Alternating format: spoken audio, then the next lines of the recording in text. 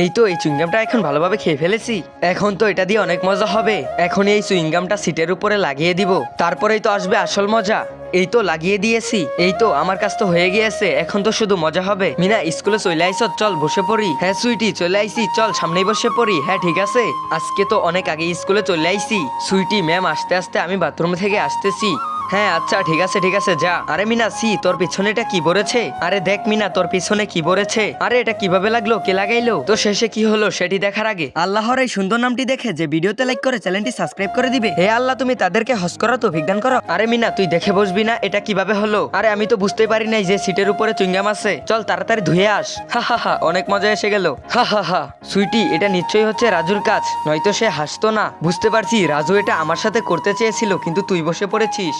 আমার সাথে যদি রাজু এটা করতো তাহলে তার 12টা বাজিয়ে দিতাম।